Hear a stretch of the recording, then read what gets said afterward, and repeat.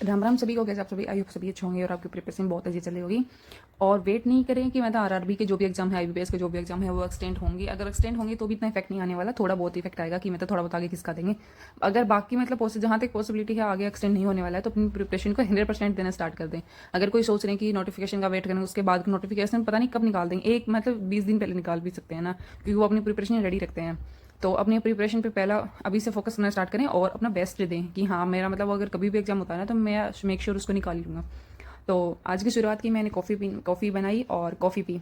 Coffee मुझे मतलब थोड़ी कम पसंद है क्योंकि उसमें बहुत मतलब वैसे मेरे को गर्मी लगना स्टार्ट हो जाती है। वैसे मुझे चाय पसंद है बट फिर भी मतलब नींद नहीं, आलस कमाई, इसके लिए मैं कॉफ़ी पीती हूँ सुबह सुबह ना। और कभी कभी चाय भी पी लेती हूँ जब घर होती हूँ तब, वरना यहाँ होती तो हमेशा कॉफ़ी पीती हूँ। तो अपने लिए कॉफ़ी रेडी की। कॉफ़ी रेडी करने के बाद में कॉफ़ी पी, उसी टाइम पे मैंने देखा कि मतलब मुझे आज क्या क्या करना है। अपने टू डू लिस्ट के बारे में देखा कि हाँ ये मेरी टू डू लिस्ट है, ये मुझे कंप्लीट करनी है, तो उसको मैं तो थोड़ा सा मैनेज कर लेती हूँ कि क्या क्या मुझे करना है। तो आज की टू डू लिस्ट में है ना, सबसे पहले मैंने रखा था कि मैं मॉक लगाऊंगी और उसको एनालिसिस करूँगी। तो आज का मैंने मॉक लगाया। मॉक बहुत ईजी था, इतना डिफिकल्ट नहीं था, लेकिन फिर भी मेरे रीजनिंग में 5 क्वेश्चन गलत हो गए और मैथ्स में 1 क्वेश्चन गलत हो गया। ऑल ओवर मतलब मैंने पूरा अटेम्प्ट कर लिया था। मैथमेटिक वाले सेक्शन में ना कुछ क्वेश्चन ईजी थे बट मुझे वो समझ नहीं आ रही मतलब उसमें क्या पूछना चाह रहे हैं, क्या वो क्वेश्चन हैं। तो इस वजह से थोड़ा सा ये था कि अर्थमेटिक वाला सेक्शन ठीक नहीं है। डीआई बहुत ईजी थी, मतलब कुछ भी कैलकुलेट नहीं करना था, सीधा डाटा दिया हुआ था, उसी को उठा के उसके आंसर्स निकालने थे। एक एक लाइन के ही क्वेश्चन थे, ज़्यादा रीड भी नहीं करना था। अर्थमेटिक वाला सेक्शन भी बहुत ईजी था। सिंप्लीफिकेशन मॉडरेट मान सकते हैं ना, सीरीज और सिंप्लीफिकेशन इधर मॉडरेट है। क्वाड्रेटिक वाला सेक्शन भी मतलब बहुत ईजी था। इसमें ऑल ओवर माने तो मैथ वाला सेक्शन तो मॉडरेट मान सकते हैं, मतलब कलर के अकॉर्डिंग, ये नहीं है पीओ के अकॉर्डिंग तो बहुत ईजी है ये। और रीजनिंग वाला सेक्शन भी इजी था। कोई मतलब ऐसा कुछ कोई क्वेश्चन नहीं था कि जो हार्ड हो, या फिर कोई पजल ऐसी नहीं थी जिसमें मतलब 2 से ज़्यादा पॉसिबिलिटी है। दो पॉसिबिलिटी हम मिनिमम बनाते ही हैं ना, कि मतलब कहीं अगर हमें जरूरत पड़ेगी तो दोबारा से बनानी पड़ेंगी, सारी चीज़ें लिखनी पड़ेंगी, तो उसके लिए है तो हम बना के ही चलते हैं।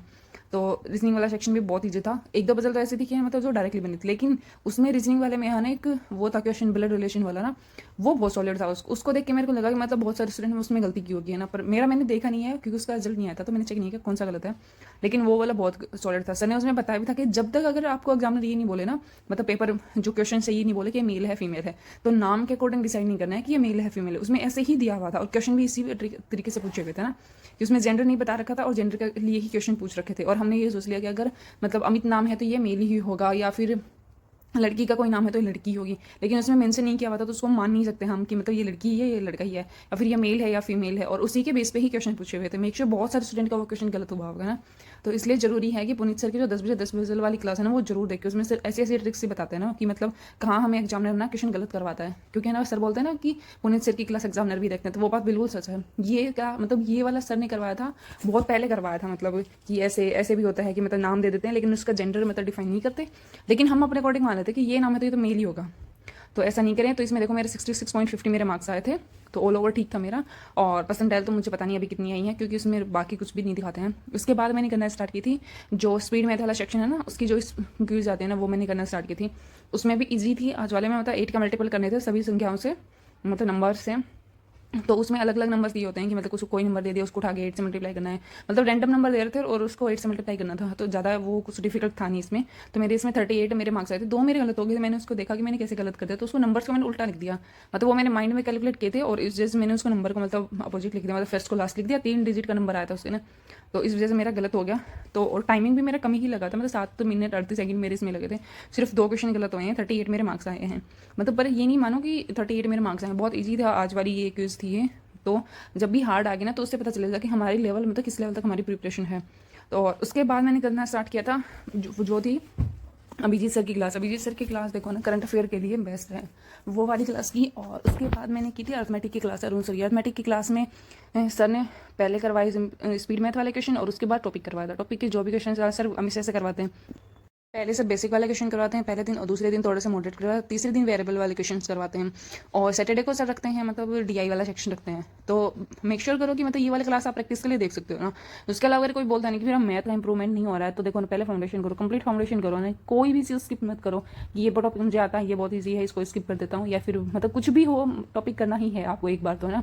उसके बाद अपने प्रैक्टिस करो। प्रैक्टिस से पता चलेगा कि क्वेश्चंस के पैटर्न कैसे कैसे आते हैं, क्या क्या पूछ सकते हैं, कैसे कैसे क्वेश्चंस बन सकते हैं।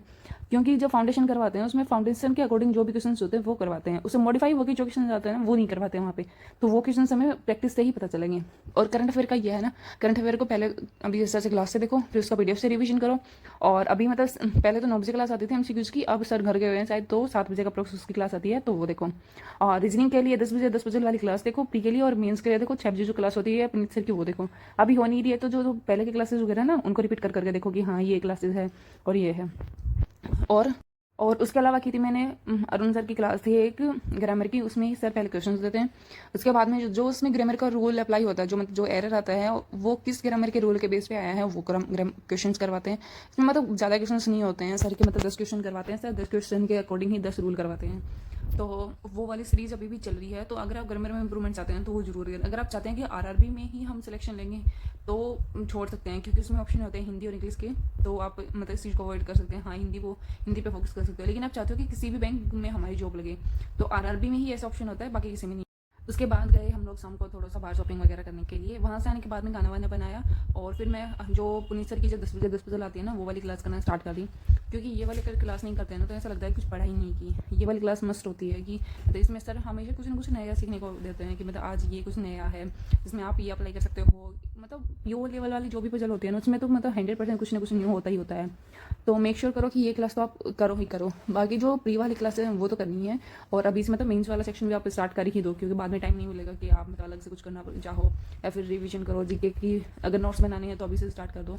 तो बहुत सारी चीज़ें हैं जो आपको मतलब पता होनी चाहिए, लेकिन बच्चे क्या करते हैं कि वेट करते रहते हैं कब नोटिफिकेशन आएगा, उसके बाद में पढ़ना स्टार्ट करेंगे या फिर देखना स्टार्ट करेंगे कि क्या नया है क्या नहीं है, कहाँ से हमें शुरू करना है।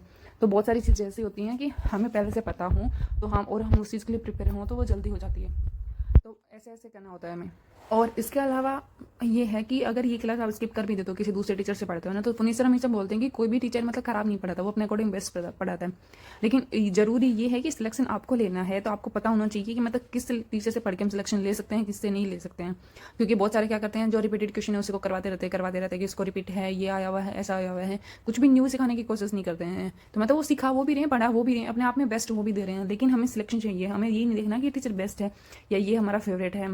तो फेवरेट के चक्कर में अपने फ्यूचर के साथ कॉम्प्रोमाइज़ नहीं करें, और जो भी आपको मतलब अच्छा लगे कि मेक श्योर ये हमें टीचर सिलेक्शन दिलाएगा उसी को मतलब फॉलो करें और उसी की गाइडलाइन के अकॉर्डिंग चलें। पुनीत सर जो भी बताते हैं ना कि मतलब ऐसे ऐसे पजल करनी है, जो आपसे नहीं बनती है वो करो, पहले आपको ट्राई करके देखो, फिर सर देखोगे सर कैसे उसको अप्लाई करते हैं, कैसे पजल्स वगैरह बनाते हैं। तो मतलब अभी सर ने 28 या 29 क्लासेस करवा दी हैं, तो मेक श्योर सभी को इंप्रूवमेंट हो गया होगा। पहले बनती नहीं थी, फिर क्लासेस मतलब थोड़ी थोड़ी समझ में आने लगी, फिर मतलब ऐसे ऐसे होता रहता है। तो ऐसा रहा मेरा आज का दिन। Thank you so much.